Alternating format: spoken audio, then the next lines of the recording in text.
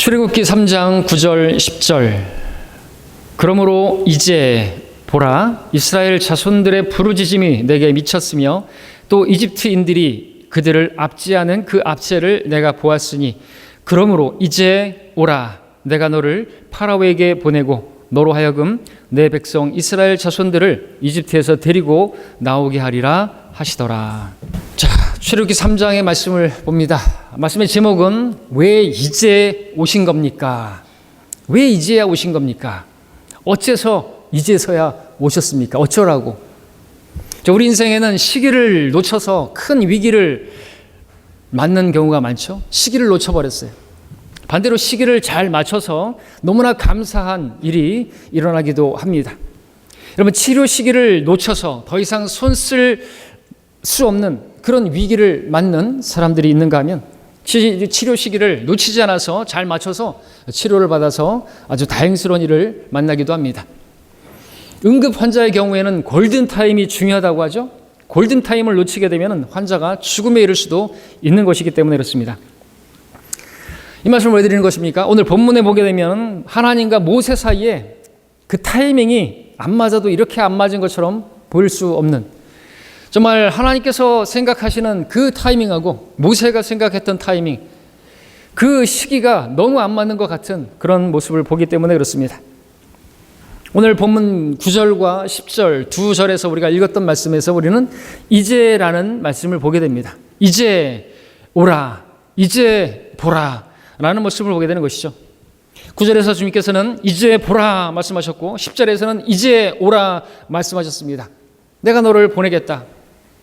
이때 모세의 그 마음에는 어떤 마음이 있었을까요? 모세의 심정이라는 게 어떤 것이었을까요? 오늘 말씀 제목처럼 왜 이제야 오신 겁니까? 40년 전에 오지 않으시고 왜 이제 와서 어쩌라고 나보고 40년만 일찍 오시지. 어쩌면 모세가 그렇게 도망가서 40년 동안 있으면서 하나님을 향해서 많이 원망도 하고 그랬을 것입니다. 그리고 이렇게 이제 와서 찾아오셨는데 뭐 이제는 나이도 먹고 원망하기도 투정하기도, 그러나 지금 계속해서 변명을 하긴 하죠. 저는 안 됐습니다. 저는 끝났습니다. 보낼 자를 보내소서, 보내시고자 하는 자를 통해서 보내소서. 이거는 거의 하나님께 대한 원망이고 투정이고 불평이고 그런 것이죠. 왜 이제서야? 주님께서는 지금 이제라고 말씀하시는데 왜 이제요? 왜 이제입니까? 어쩌자고 이제, 이렇게 지금 반응하고 있는 모습을 보게 되는 것이죠. 우리도 삶 가운데 그럴 때가 있죠. 어떤 일이 다 잘못되고 나서 주님께서 어떤 우리에게 뭐 말씀을 주신다든지, 오늘 주일 말씀을 통해서 주신다든지, 아니면 어떤 상황들을 또 이렇게 해결해 주시는 것을 봤을 때 왜 그때 해결해 주지 않으시고 왜 이제서야 해결해 주시고, 이런 것들이 우리 하나님의 사람들의 마음 가운데 있을 수가 있습니다. 마르다도 그랬죠. 마르다도 왜 이제서야 오셨습니까? 내 오라비 나사로가 나흘이나 돼서 이제 악취가 나는데, 이제 끝났는데 왜 이제서야 오셔가지고 뭐 어쩌자고요. 그런 마음이 있었던 것이죠. 우리 마음에도 그런 마음이 있을 수가 있는 것입니다. 자, 그런데 우리가 생각해 볼 것이 있습니다. 하나님께서 이렇게 시기를 놓치시는 분일까요? 하나님께서 이렇게 타이밍을 놓치시는, 이렇게 실수가 많으신 분이실까요? 아니라는 것입니다. 하나님 보실 때 이제는 가장 정확한 시간인 겁니다. 하나님은 실수하시지 않으시는 분이시죠. 성경에 보면 하나님께서는 선지자 요나가 바다에 빠지는 순간 고래로 하여금 요나를 삼키게 하신 분이시죠. 베드로가 예수님을 3번째 부인한 순간 닭이 울게 하신 분이시죠. 베드로가 처음 낚시를 들였을 때 동전을 문 그 물고기로 하여금 그 베드로의 첫 번째 던진 그 낚시를 물게 한 분이시죠. 완벽한 타이밍에 일하시는 우리 하나님이신 것입니다. 실수가 없으신 하나님이신 것이죠. 그렇다면 그처럼 완벽하신 하나님께서 왜 이제 와서 모세에게, 80세가 다 된 노인에게 와서 이제서야 보내겠다고 하시는 것입니까? 왜 모세를 이제 부르시고 찾아오신 겁니까? 그 이유는 하나님 보실 때 지금이 가장 완벽한, 정확한 타이밍이기 때문에 그런 것입니다. 오늘 우리가 그것을 보게 되기를 바라고, 그래서 이 삶 속에서, 우리 삶 속에서도 그런 하나님께 대한 원망을 드릴 어떤 일들이 생겼을 때 우리가 제대로 바라보기를 바랍니다. 하나님께서 왜 이제서야 일하시는지, 왜 이제서야 응답하시는지, 응답해 주셨는데, 하나님께서 나를 만나 주셨는데 하나님께 원망하고 투정할 것이 아니라, 하나님께서 정말 정확하게 완벽하게 일하시는구나. 나를 그렇게 준비하시려고, 나를 훈련시키려고, 나를 준비시키시려고 그렇게 하신 것이구나 하는 것을 우리가 바라보기를 바라는 것입니다. 오늘 출애굽기 3장 말씀을 통해서 모세를 찾아오시고 만나시고 그리고 부르시는 우리 하나님을 보면서 왜 이제 오신 것입니까? 라고 투정할 만한 모세의 모습을 보면서 우리가 우리 삶에서 우리를 부르시고 우리를 만나시는 우리 하나님을 더 알게 되기를 원합니다. 우리 1절부터 3절까지 보겠습니다. 1절부터 3절까지. 출애굽기 3장 1절부터 3절까지입니다. 이제 모세가 그의 장인 미디안 제사장 이드로의 양떼를 치는데 그가 그 양떼를 광야의 뒤편으로 인도하여 하나님의 산 호렙에 이르렀더니 주의 천사가 가시덤불 가운데서 나온 불꽃 속에서 그에게 나타나시니라. 그가 보니 보라, 가시덤불이 불로 타나 가시덤불은 소멸되지 않더라. 모세가 말하기를 이제 내가 옆으로 비켜서서 어찌하여 그 가시덤불이 타지 않는지 이 큰 광경을 보리라 하는데, 오늘 3장 말씀도 시작은 이제라는 말씀으로 시작하고 있습니다. 이제라는 시간은 바로 앞에 있는 말씀처럼 이스라엘 자손의 그 고된 노역으로 인해서 고통하고 신음하고 슬퍼하는 바로 그러한 상황, 그때를 말하는 것이죠. 이스라엘 자손은 이제 와서 이집트의 고된 노예 생활로 인해서 괴로워하다가 해방되기를 바라서 간절히 부르짖고 있는 것입니다. 그리고 이제 모세는 그 이스라엘 자손에게 온다면 모세를 받아들일 준비가 되어 있었던 것이죠. 이제 와서 말입니다. 그렇습니다. 그러므로 모세가 40세였을 때 그들도 모세를 원치 않았던 것이고, 이제 와서 모세가 온다면 받아들일 수가 있는 것이죠. 그러므로 하나님의 때는 지금이 맞는 것이죠. 이제 이스라엘도 준비가 안 됐고 모세도 준비가 안 됐고, 하나님께서 보실 때 이제 미디안으로 도망쳤던 모세는 80세가 되었습니다. 40년이 지났습니다. 이제까지 장인 이드로의 양떼를 치고 있었습니다. 그러던 어느 날 모세는 평소처럼 일상적으로 양떼를 몰고 호렙산으로 그렇게 갔습니다. 그런데 그곳에서 불타는 가시덤불을 보게 되었습니다. 광야에서 가시덤불을 보는 것은 아주 흔한 일입니다. 또 그 가시덤불에 불이 붙는 것도 흔한 일입니다. 뜨겁고 건조한 광야에서 뜨거운 바람에 마찰을 일으켜서 가시덤불에 불이 일어나는 것도 뭐 그렇게 대단한 광경은 아닙니다. 그런데 모세가 봤던 놀랍고 신기한 광경은 그 가시덤불이 불에 타고 있는데 잿더미가 안 되고 소멸되지 않고 계속 타고 있다는 것이죠. 그래서 내가 옆으로 비켰어서 어찌하여 이 가시덤불이 타지 않는가, 잿더미가 되지 않는가, 내가 이 큰 광경을 한번 보겠다 하고 가까이 접근했던 것입니다. 자, 하나님께서는 여러 방법으로 다양하게 말씀하실 수 있는 분이시고 다른 모습으로 말씀하실 수 있는데 왜 이런 모습으로 지금 나타나시고 그 가시덤불 가운데서 말씀하신 것일까요?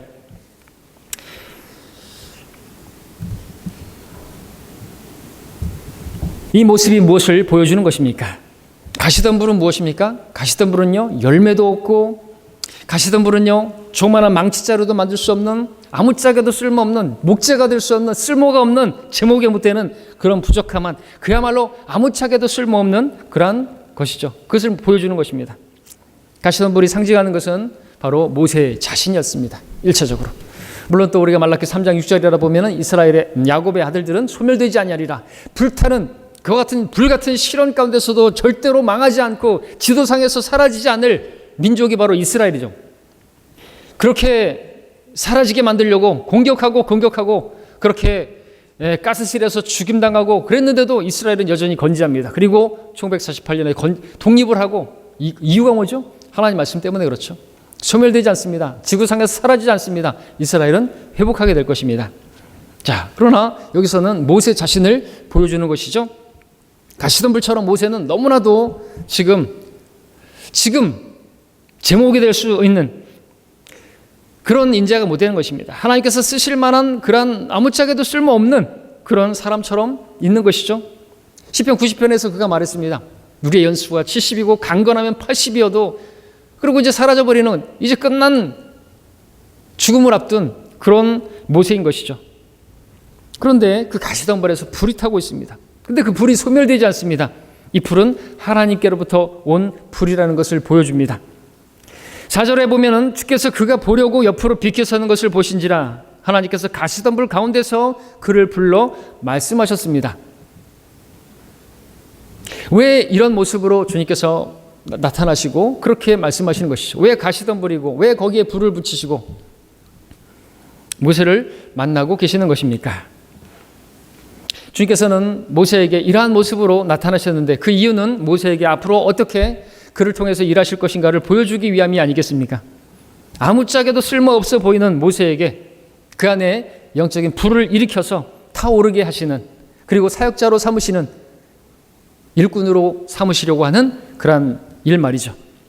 히브리서 1장 7절에서는 그 천사들에 관하여 말씀하시기를 그는 자기 천사들을 영들로 자기 사역자들을 불꽃으로 삼으시느니라 말씀하고 있습니다. 하나님께서 자신의 사역자들을 불꽃으로 삼으신다고 말씀하십니다.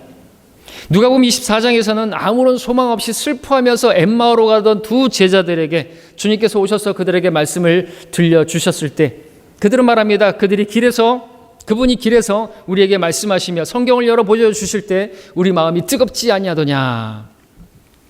주님을 만남으로 마음이 뜨거워진 그들, 주님의 부활을 증거하는 사역자들로 주님께서 삼으셨습니다.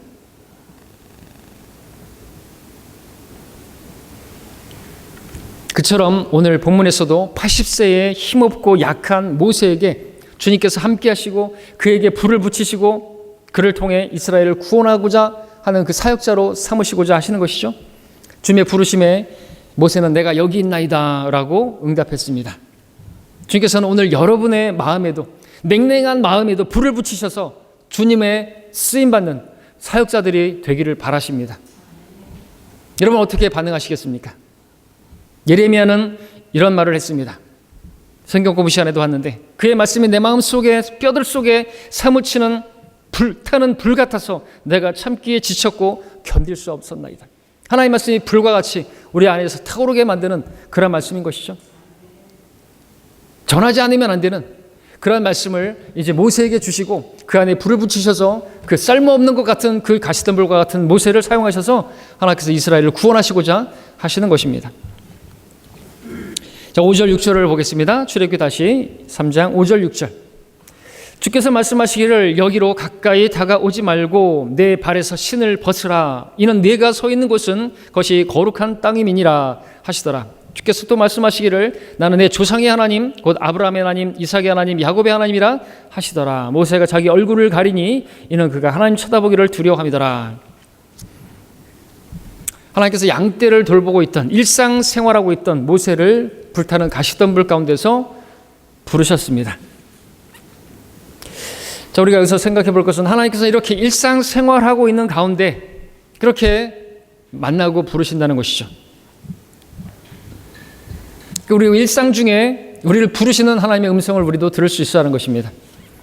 그리고 일상 중에 우리가 열심히 일을 하고 있을 때, 내가 해야 할 일을 하고 있을 때 하나님께서 그런 사람을 부르시는 것입니다. 왜냐하면 하나님께서는 작은 일에도 신실한 사람을 큰 일에도 신실할 줄 알고 그렇게 사용하시고자 하시는 분이기 때문에 그렇습니다. 하나님께서는 다윗이 들판에서 양을 돌보고 있을 때 그를 부르시고 그에게 기름을 부으셨습니다. 기드온이 포도즙 틀에서 밀타작을 하고 있었을 때 찾아오시고 그를 부르셨습니다.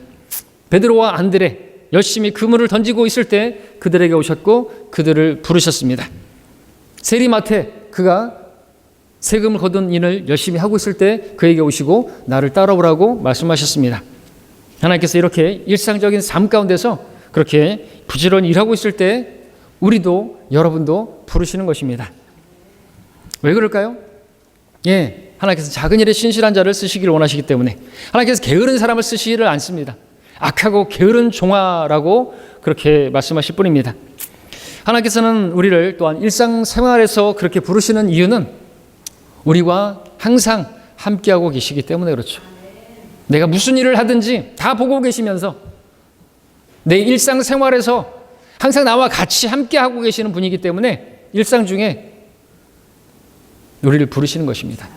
때문에 우리는 내 일상에서 특별히 교회에서만 하나님 말씀을 통해서 나를 부르시는 것만을 기대할 게 아니라 여러분 일상 중에 성경을 읽으면서 기도하면서 여러분 하나님께서 주시는 생각이 있으면 그 생각을 하나님의 말씀으로 하나님의 부르심으로 받을 수 있어야만 하는 것이죠. 때로 여러분 어떤 일을 하다가 어떤 상황에서 뭔가를 하나님께서 딱 생각을 주시면 그 하나님 말씀으로 붙들어야 하는 것입니다. 근데 많은 경우 그것을 그냥 지나쳐 버리려고 하죠. 어떤 특별한 어떤 기적적인 방법으로 막 불타는 가시던 볼로 보여주기를 바라실 게 아니라 하나님께서 우리가 내적인 미세한 음성으로 이런 환경들 저런 환경으로 또 오는 성도들의 그러한 교제 가운데서 일상적인 그러한 대화 가운데서도 하나님의 뜻을 보여주시고 내가 무엇을 하길 바라시는지 들려주시는 것입니다. 저 모습을 보면서 기도를 하길 바라시고 인내하기를 바라시고 성령의 열매를 맺게 하시고자 그런 상황들을 허락하시는 것이구나, 그렇게 또 바라볼 수 있어야 하는 것입니다.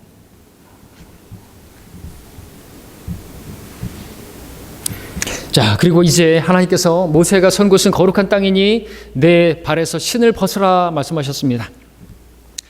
모세가 서 있던 그 호렙산, 그가 항상 일하던 그런 영역이었습니다. 근데 하나님께서 나타나셨으니 이제는 거룩한 땅이라 말씀을 하셨습니다. 그러니 너는 내 신을 벗으라 말씀하셨습니다.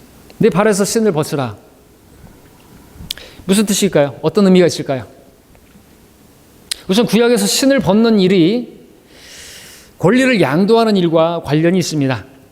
여러분 룻기에서 여러분들 보신 것처럼 그 보아스의 친척이 보아스에게 이방인 여인 모압 여인 룻과 결혼하고 그리고 상속 권리를 자기가 감당하는 것이 자기에게 불이익이 될 것 같으니까 보아스에게 다 권리를 양도하는 그런 모습을 우리가 기억합니다. 그리고 그 일을 할 때 그 발에서 자기 발에서 신을 벗어서 권리를 가질 자에게 넘길 자에게 넘기는 것을 그렇게 보게 되는 것이죠. 하나님께서 모세에게 신을 벗으라고 말씀하신 그 의미도 그런 뜻으로 우리가 볼 수 있습니다. 그동안 모세가 걸어왔던 그 길, 자기 스스로 판단하고 결정하고 스스로 움직이던 그런 길을 이제 내려놓으라고, 벗어버리라고. 마치 야곱에게 그렇게 자기 꾀를 의지하고 자기 지혜를 의지하는 그에게 그 넓적다리를 위골시켜서 절뚝거리게 만들어서 더 이상 그렇게 자기 멋대로 걷지 못하게 만드셨던 것처럼, 그와 다르게 이제는 모세에게 네가 네 마음대로 네가 육신이 앞서서 그렇게 행하던 그 길을 이제는 끝내라고, 그 삶을 끝내라고 그렇게 보이지 않습니까? 자기의 방법과 자기 뜻대로 걸었던 그 길을 끝내고 새롭게 걸으라는 뜻으로 또 모세의 모든 권리를 하나님께 양도하고 맡기라는 것으로 보이지 않습니까? 하나님께서는 오늘 우리에게도 그렇게 말씀하시는 것이죠. 이제 네 마음대로, 네 뜻대로, 네 육신의 뜻 따라 네가 원하는 대로 걷는 그 길을 이제 끝내라고, 그 신을 이제 벗으라고, 너의 모든 권리를 나에게 넘기라고, 너의 모든 일도 나에게 맡기라고, 주님과 상관없이 걸어왔던 모든 길을 내려놓고 우리의 길 되시는 예수 그리스도를 통해서 우리에게 일러진 새롭고 산 길로 나오라고 주께서 우리를 부르고 계시는 것입니다. 내 스스로가 판단하고 책임지려고 했던 모든 그러한 삶에 그러한 모든 권리도 내려놓고 모든 걸 주님께 내어 맡기는 그러한 삶을 주께서 바라시는 것입니다. 모세가 주님 앞에 내가 여기 있나이다 라고 응답했던 것처럼 우리도 그렇게 응답하기를 바랍니다. 주님, 저도 제 신에서 제 발에서 신을 벗겠습니다. 주님은 주님이십니다. 주님께 저의 주권을 넘기겠습니다. 저는 종입니다. 이제 주님의 뜻대로 하옵소서 하고 맡기는 여러분이 되시기를 바랍니다. 왜냐하면 주는 주시기 때문에 나는 주니라 말씀하십니다. 이집트에서 너희를 건져낸 나는 주니라. 주님께서는 그들의 주가 되시기 위해서 그들을 건져내신 것입니다. 우리도 지옥에서 건져냄을 받았다면 그분이 주님이시고 이제는 내 뜻대로 내 계획대로 내 인생을 설계하는 것이 아니라 주님이 원하시는 대로 주님께서 기뻐하시는 그 계획에 내가 맞춰야 되는 거죠. 내 뜻대로 마옵시고 아버지 뜻대로 하옵소서. 그런 우리가 되기를 하나님께서 바라십니다. 이제 7절부터 10절까지를 또 이어서 보겠습니다. 주께서 말씀하시기를 내가 이집트에 있는 내 백성의 고통을 분명히 보았으며 그들의 공사 감독자들로 인한 그들의 부르짖음을 들었나니 이는 내가 그들의 슬픔을 알미라. 그들을 이집트인들의 손에서 구해내고 그 땅에서 그들을 인도하여 아름답고 넓은 땅, 젖과 꿀이 흐르는 땅, 즉 가나안인과 히딘과 아모리인과 프리스인과 히위인과 여부스인의 지역에 이르게 하려고 내가 내려왔노라. 그러므로 이제 보라, 이스라엘 자손들의 부르짖음이 내게 미쳤으며 또 이집트인들의 그들을 압제하는 그 압제를 내가 보았으니 그러므로 이제 오라. 내가 너를 파라오에게 보내고 너로 하여금 내 백성 이스라엘 자손들을 이집트에서 데리고 나오게 하리라 말씀하셨습니다. 주께서 이스라엘 자손들의 그 고통을 분명히 보셨습니다. 그들의 부르짖음이 주님의 귀에 들리셨습니다. 귀를 심으신 분이 듣지 않으시겠습니까? 다 들으셨고 그들의 슬픔도 아신다고 말씀하셨습니다. 너무나 위로가 되는 말씀이죠. 여러분이 고통하고 여러분이 괴로워하고 그리고 여러분이 그 가운데서 부르짖는 그 부르짖음을 들으실 수 있는 분이십니다. 그러니까 여러분들이 원망하고 불평할 게 아니라 그런 것들을 사람들에게 원망하고 불평하면서 막 수다를 떨 때 그것을 그냥 하나님께 그대로 올려드리십시오. 하나님, 제가 이런 어려운 일이 있습니다. 주님, 그것이 기도죠. 자, 그렇게 하면 하나님께서는 우리 고난의 날에 우리를 건져내시는 분이십니다. 그런 주님으로 우리에게 어떤 어려운 일들을 허락하시는 분 아니겠습니까? 이제 하나님께서는 그들을 이집트에서 구해내시고 인도하려고 내가 왔다 말씀하셨습니다. 그리고 이제 오라고 모세를 부르셨습니다. 이제 하나님께서 모세를 이집트로 보낼 것이고 또 모세는 이집트에서 이스라엘 자손들을 구해낼 것입니다. 12절을 봅니다. 모세가 하나님께 말씀드리기를 내가 누구기에 파라오에게 가며 이집트에서 이스라엘 자손들을 데리고 나올 수 있으리이까 하니 주께서 말씀하시기를 내가 반드시 너와 함께 하리니 이것이 내가 너를 보낸 표가 되리라. 네가 이집트에서 그 백성을 데리고 나오면 너희가 이 산에서 하나님을 섬길 것이라 말씀하셨습니다. 자, 하나님께서는 이제 모세가 준비되어서 완벽한 타이밍에 모세를 부르려고 오셨는데 모세는 이제 한다는 말이 내가 누굽니까? 내가 누구라고? 어찌 저 같은 사람을 이제 와서 어쩌라고요? 이런 반응을 보이고 있는 것이죠. 내가 어떻게? 틀렸습니다. 40년 전에 모세는 매우 담대하고 당당했고 지혜롭고 똑똑하고 행동에도 아주 빠릿하고 그랬었습니다. 40년 전에 모세는 거침이 없었고 그렇게 활동적인 사람이었습니다. 그러나 80세의 노인이 된 모세는 그런 모습이 다 사라지고 말았습니다. 내가 누구라고 가겠습니까? 저는 아무것도 아니잖아요. 저를 모세다 쓰시려고요. 이것이 그동안 이제 하나님께서 그를 준비시킨 것이죠. 나는 아무것도 아닙니다. 나는 못합니다.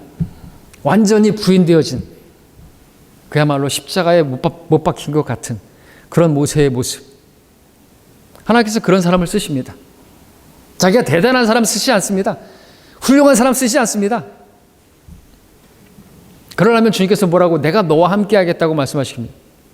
내가 누구기에 라고 모세가 말했을 때 아니야, 너 대단한 사람이야.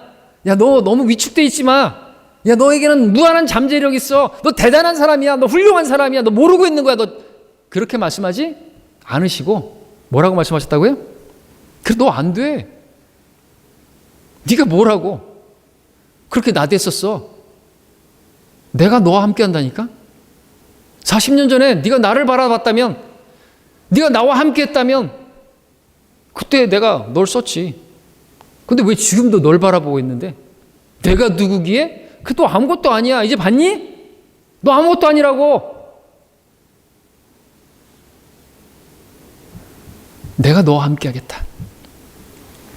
내가 너와 함께 하겠다. 모세는 이때 양을 치면서 계속해서 시간이 흐르면서 그래도 이스라엘 자손을 돌아보려고 했었던 그 마음이 있었고, 근데 시간은 계속 지나고 아무짝에도 쓸모없는 타국 땅에서 타국인이 된 이제 뭐 이스라엘에게도 속하지 못하고 이집트에도 속하지 못하고 이거는 뭐 어디에도 갈 수 없는 낙동강 오리알 같은 신세고, 야, 난 참으로 쓸모없는 사람이구나. 연수가 70이고 강건하면 80인데 이제 난 80이고 아유 끝장났네, 끝났어. 아이고 나는 이제 죽을 때가 됐네. 관인 하나 짜놔야 되겠다. 그런 상태였어요. 근데 그때가 되니까 주님께서 오신 것이죠. 모세가 이제 잘 준비가 된 거예요. 하나님께서 쓰시기에 완벽하게 준비가 된 겁니다. 죽은 자와 같이 되었어요.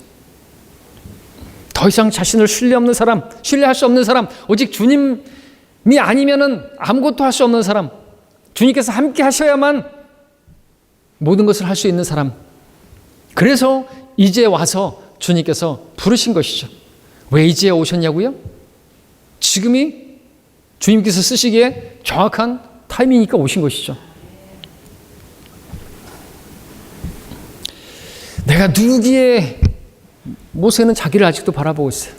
그래서 주님께서는 이제 그의 눈을 그 자신에게서 돌이켜서 주님을 바라보기를 바라시는 것이죠. 내가 너와 함께하리. 어디로 가든지 내가 너와 함께함이라. 이게 무슨 뜻이죠? 내가 너의 능력이 되고, 내가 너의 자격이 되고, 내가 너의 지혜가 되고, 너의 모든 것이 되겠다라고 하신 말씀인 것이죠. 그걸 한마디로 말하면 뭐죠? 나야. I am. 내가 있잖아. 그래서 말씀하시는 것이죠. 13절 14절 보겠습니다.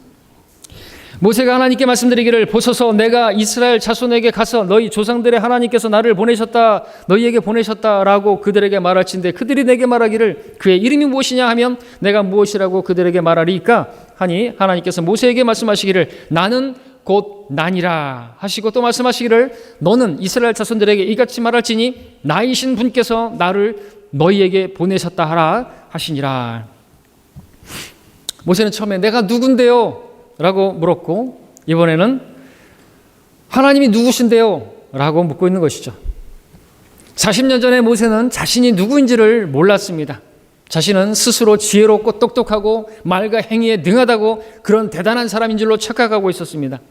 하지만 지금의 모세는 자기가 아무것도 아닌 사람이라는 것을 알게 되었습니다. 철저한 자기 부인, 겸손을 배웠습니다. 예, 하나님께서는 겸손한 자를 쓰십니다. 자기가 완전히 없는 사람을 쓰십니다. 그러나 모세는 이제 겸손을 배웠다면 이제는 믿음을 배워야 하는 것이죠. 어떤 믿음이요? 하나님께서 누구신지를 배워야 되는 거죠. 하나님이 어떠한 분이신지를 모르고 있기 때문에 겸손을 배운 모세는 이제 믿음을 배워야 할 차례입니다. 어떤 믿음입니까? 바로 주님이 어떠한 분이신가, 주님께서 그의 모든 것이 되신다는 그 믿음을 배워야만 하는 것이죠. 다른 것이 아니죠. 우리도 마찬가지입니다. 주님이 어떠한 분이신가? 한마디로 말하면요, I am이십니다. 모든 것이 되신다는 뜻입니다. 여러분의 모든 것이 되시는 분이 주님이신 것이죠. 모세는 자기와 함께 하시겠다는 그 하나님께서 자신의 모든 것이 된다는, 모든 것이 되시는 분이라는 것을 믿어야만 했던 것입니다. 그 믿음이 필요합니다. 모세에게 나는 곧 나니라 자신의 이름을 밝히셨습니다. 영어로 모두가 다 대문자로 되어 있습니다. I am that I am. I was가 아닙니다. 있었느니라 아닙니다. 있느니라, 현재로 항상 함께 하시는, 모든 것이 되신다는 그런 뜻의 이름이 바로 나는 곧 나니라. 나다. 우리가 무엇을 필요하든지 주님께서 말씀하십니다. 나야. 아니 주님 말고요, 어떤 것이 필요하다니까? 그러니까 그게 나라니까. 아, 지금 위로가 필요합니다. 나라니까. 능력이 필요합니다. 나야. 화평이 필요합니다. 나야. 치유가 필요합니다. 나라고. 다 되시는 분이죠. 우리는 어떤 것이 필요한 게 아니라 우리는 주님을 필요로 하는, 주님이 나의 모든 것 되신다는 것, 주님이 나와 함께 하시면 내게 부족함이 없으리라는 그런 고백을 듣기를 원하시는 것이죠. 나는 곧 나니라. 주님입니다. I am that I am. 이걸 개역성경처럼 나는 스스로 있는 자니라 말하게 되면은 반쪽짜리 하나님이 돼버리는 거예요. 여기서 말씀하시고자 하는 그런 뜻이 아니에요. 물론 스스로 있는 자, 그리고 하나님께서는 어떤 다른 누가 나를 존재케 한, 하나님을 존재케 한 다른 신은 없다. 네, 맞습니다. 그러나 반쪽짜리예요. 여기서 말씀하고 있는 나는 곧 아니라 I am that I am, 그것은 나는 모든 것 된다는 그런 의미인 것이죠. 킹잼 성경을 번역했다고 하는 정동순 개혁 성경과 똑같이, 개혁 개정판과 똑같이 나는 스스로 있는 자니라 그렇게 번역을 했는데, 아니 영어 킹잼 성경이 I am that I am인데 무슨 스스로 있는 자로 번역을 합니까? 하나님께서는 나는 곧 아니라 하신 것은 모든 것 되신다는 거, 쉽게 설명하면 하나님은 다 되신다는 것이죠. 성경학자 윌리엄스는 이 부분에 대해서 이렇게 설명합니다. 이스라엘에게 하나님께서 나이신 분으로 그들과 함께 하시겠다는 것은 그들에게 부여된 백지수표와 같다. 이스라엘 백성은 그들에게 필요한 것은 무엇이든지 백지수표에다가 쓸 수가 있다. 그들에게 능력이 필요하면 그분께서는 나는 능력이라. 그들에게 위로가 필요할 경우에 나는 위로이다. 그들에게 치유가 필요할 때 나는 치유자다 라는 뜻이 된다라는 것입니다. 예, 하나님께서는 그와 같이 이스라엘에게 뿐만 아니라 오늘 나에게도 모든 것이 되시는 분이시죠. 나에게 무엇이 필요하다면 하나님께서는 그 무엇이든지 다 되시는 분이신 것입니다. 구약의 하나님께서는 어떤 분이셨습니까? 이스라엘에게 모든 것이 되셨습니다. 다윗에게 하나님은 어떤 분이셨습니까? 주는 반석이시오, 방패이시고 도움이시고 구원의 뿌리시고 높은 망대이시고 피난처시고 구주시고 힘이시고 능력이시고 깃발이시고 치유자시고 화평이시고 공급자시고 위로자시고 인도자시고, 그야말로 주는 나의 목자시오. 모든 것 되시는 양에게 목자는 전부입니다. 이런 하나님을 드러내는 이름이 나는 곧 나니라, I am that I am, 나이신 분, 바로 그분이 육신을 입고 이 땅에 오셨습니다. 그분이 바로 예수님이십니다. 예수님이 바로 여호와 하나님이십니다. 그분이 그분을 자신을 이렇게 소개했죠. 나는 세상의 빛이라, 나는 양들의 문이라, 나는 그 문이라, 나는 하늘에서 내려온 빵이라, 나는 길이요, 나는 진리요, 나는 생명이요, 나는 참포도나무요, 나는 다 된다는 것이 바로 여호와 하나님이십니다. 이런 말을 했을 때 유대의 지도자들은 나는 아브라함이 나기 전부터 나는 있느니라, I am, 그랬을 때 그 말을 알아들은 사람들은 어떻게 했어요? 유대 종교 지도자들은 어떻게 했어요? 신성모독이라고 돌을 집어들었어요. 또 그 앞전에서는요, 그 말을 들었을 때 다 엎드렸어요. 그게 무슨 뜻인지를 알았던 것이죠. 바로 예수님이 바로 그 여호와 하나님이라는 것을 여호와의 증인들만 모르고 있는 것이에요. 우리 주님은 모든 것이 되시는 분입니다. 우리의 기쁨이 되시고, 우리의 위로가 되시고, 우리의 힘이 되시고, 우리의 친구가 되시고, 다 되시는 분이시죠. 또 말씀드릴까요? 윤복희가 부릅니다. 제목, 여러분, 네가 만약 괴로울 때면 내가 위로해 줄게. 네가 만약 서러울 때면 내가 눈물이 되리. 어두운 밤 험한 길을 걸을 때 내가 너의 등불이 되리. 허전하고 쓸쓸할 때 내가 너의 벗되리라. 나는 너의 영원한 형제야. 나는 너의 친구야. 나는 너의 영원한 노래야. 난 너의 기쁨이야. 이 노래 또 뭐가 어떤 가수들이 계속해서 불러대는데 왜 부르는지 모르겠어요. 이 노래를 부를 수 있는 유일한 분은 예수님밖에 없어요. 우리 주님께서는 우리에게 영원한 기쁨이 되시고 영원한 친구가 되시고, 우리 주님께서는 왜 우리가 위로가 필요할 때 위로가 되시고, 우리가 약할 때 강함이 되시고, 우리의 모든 것 되시는 참으로 놀라우신 분이신 것이죠.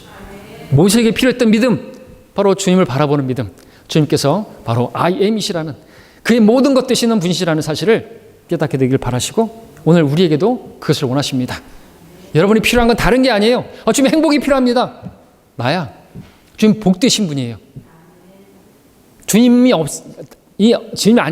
떠나서 다른 어떤 것을 내가 추구하고 기쁨을 얻고 만족을 얻고 그자 하고 어떤 무엇을 얻으려고 하고 다 쓰잘데기 없는 겁니다. 그거 만족이 참된 게 아니에요. 그거 참된 위로도 아니고, 누가 뭘 위로해줘요?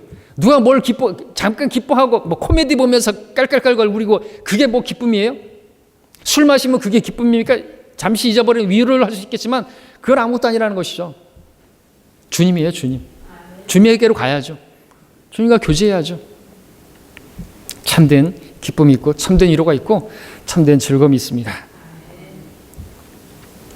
하나님께서 모세에게 그의 모든 것 되심을 알려주시면서 내가 너와 함께 하겠다 가르쳐 주셨습니다. 우리 주님의 이름은 임마누엘, 우리와 여러분과 항상 함께 하시는 하나님이십니다. 이처럼 오늘 우리를 부르시고 우리와 함께 하시는 나이신 분 주 예수 그리스도께서 여러분 안에 거하고 계심을 믿으시길 바랍니다. 우리 16절부터 18절까지 보겠습니다. 가서 이스라엘의 장로들을 함께 모으고 그들에게 말하기를 너희 조상의 주 하나님 곧 아브라함과 이삭과 야곱의 하나님께서 내게 나타나시어 말씀하시기를 내가 분명히 너희를 찾아왔었고 이집트에서 너희에게 가해진 것을 보았노라. 내가 말하였나니 내가 너희를 이집트의 고통에서 인도하여 카나안인과 히브리인과 아모리인과 프리스인과 히인과 여부스인의 땅 즉 젖과 꿀이 흐르는 땅으로 이르게 하리라 하셨다 하라. 그리하면 그들이 내 음성에 경청하리라. 또 곧 너와 이스라엘 장로들은 이집트 왕에게 가서 그에게 말할지니 히브리인의 주 하나님께서 우리와 더불어 만나셨나이다. 간과 오니 우리로 3일 여정으로 광야로 나가도록 허락해 주소서. 우리가 우리 하나님께 희생제를 드리리이다 하라 그랬습니다. 자, 하나님께서 모세에게 확신을 주셨고 구체적인 방법을 알려주셨습니다. 이스라엘의 장로들을 모으고 그들에게 모세가 자기를 이스라엘에게 보냈다고 그렇게 말하라고 하시면서 또 장로들과 함께 이집트의 왕에게 가라고, 그리고 하나님께서 우리를 만나셨고 그리고 하나님께 희생제를 드리게 하려고 그렇게 해왔다는 것을 말씀해 주셨습니다. 19절부터 22절까지 또 읽겠습니다. 내가 확실히 아노니 어떤 능한 손으로도 이집트 왕이 너희를 결코 가게 하지 아니할 것이나 내가 나의 손을 뻗쳐 그들 가운데서 행할 나의 모든 이적들로 이집트를 치리니 그 후에야 그가 너희를 가게 하리라. 내가 이집트인들의 목전에서 이 백성에게 은총을 베풀리니 너희가 갈 때에 빈손으로 가지 아니하리라. 모든 여인들은 자기 이웃 사람들과 자기 집에 기거하는 사람들에게서 은폐물과 금폐물과 옷들을 빌려서 너희 아들들과 딸들에게 입히리라. 너희가 이집트인들에게서 빼앗아가게 될 것이라 하셨습니다. 자, 하나님께서 모세가 이집트에서 떠나가려고 할 때 파라오가 그렇게 순순히 가게 하지 않을 거라고 미리 말씀을 해주셨습니다. 그러니까 뭐 두려워하거나 당황하거나 이게 아닌데 이렇게 해서는 안 되는 거지. 이상하게 여길 게 아니라는 것입니다. 그러니까 우리가 이 말씀에서도 영적인 교훈을 얻어야 되는 거죠. 우리가 이 세상과 성별되고자 할 때, 주님께로 나아가려고, 주님을 섬기려고 나아갈 때 마귀가 우리를 붙드는 거, 마귀의 공격이 있는 거, 마귀가 순순히 가만히 우리를 내버려 두지 않는다는 거 알아야 하는 것이에요. 그런 일이 일어났을 때 당황하거나 내가 이 성경대로 믿는 교회 왔는데 막 이상한 일들이 생기네. 이상한 일이 아닌 거예요. 그건 당연한 거예요. 공격이 있는 거예요. 오니까 갑자기 이상한 일들이 생겨서 또 못 오고 그냥 또 나가는 분도 있고 그런 것이죠. 그걸 이상하게 생각할 게 아니라는 것이죠. 당연한 일로 여겨야 하는 것이죠. 우리를 연단하시기 위해서 하나님의 계획이 있는 것입니다. 또한 이스라엘 자손이 나올 때 빈손으로 나오지 않을 것이라고 했는데 은폐물과 금폐물과 이런 것들을 가지고 나올 거라고 했습니다. 왜? 광야에서 하나님께 제사를 드리고 하나님께 성막을 짓고 하려면 이런 것들이 필요하잖아요. 빈손으로 나올 수 있어요? 없어요. 하나님께 나올 때는. 우리 예배 나올 때도 하나님께 빈손으로 나올 수 없는 것이죠. 그래서 우리가 하나님께 연보를 가지고 나오는 것입니다. 헌금과 11조를 드리는 것이죠. 자, 이것이 하나님께서 모세에게 주신 새로운 사명이자 새로운 부르심입니다. 이처럼 하나님께서는 저와 여러분도 그렇게 이전에 세상에서 살던 그 삶을 벗어버리게 하시고 새롭고 산 길로 하나님을 섬기던 그 길로 우리를 부르시는 것입니다. 이 땅에서 우리가 믿음의 길을 가고자 할 때 비록 우리에게 많은 고난과 시련과 불같은 시련이 있다 할지라도 마귀가 가만히 내버려 두지 않는다 할지라도 우리가 그 가운데서 하나님과 함께 하심을 믿으면서 하나님께서 역사하시는 것들을 통하여 승리하면서 그렇게 걸어가다 보면 주님께서 우리를 부르시는 날에 우리는 영원한 영광 그리고 그 영광스러운 면류관을 하나님께서 주실 것입니다. 그러므로 힘을 내시고 싸워서 승리하시길 바랍니다. 자, 오늘 우리는 왜 이제 오신 겁니까? 이제 와서 어쩌라고 인제야 오신 것입니까? 하는 그런 모세의 마음을 제목으로 해서 출애굽기 3장을 보았습니다. 사람의 눈으로 보기에는 하나님의 역사가 너무 느린 것 같고 시간도 맞지 않는 것 같고 그렇게 볼 때가 있습니다. 그러나 하나님의 관점에서 보면은 하나님의 역사가 하나님 일하실 때가 가장 정확하고 가장 좋은 때입니다. 하나님께서 이스라엘의 마음이 준비되기를 기다리셨고 또한 모세의 마음이 준비되기를 기다리셨던 것이죠.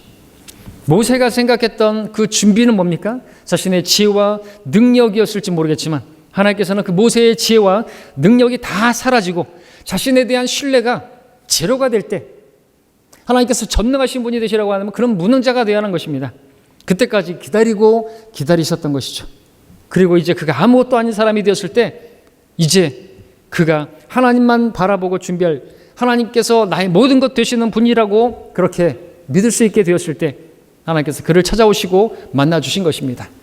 우리도 마찬가지죠. 우리가 어떻게 하나님 만날 수 있을까요?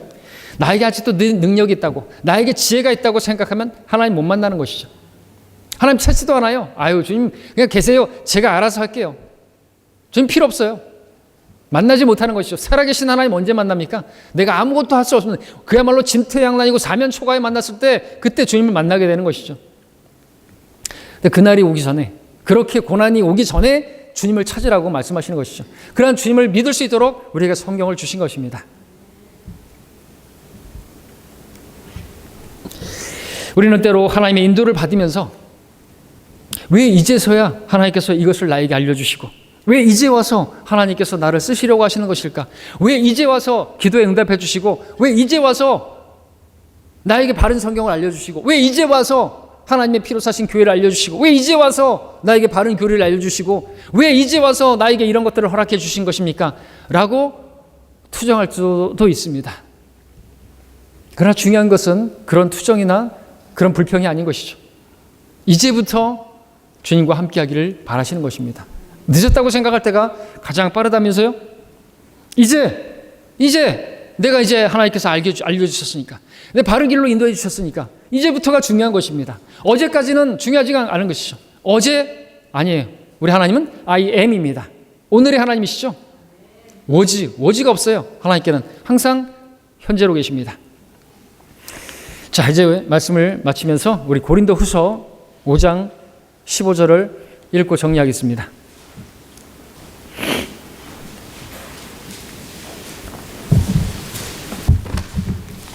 고린도서 5장 15절 함께 한 목소리로 읽겠습니다.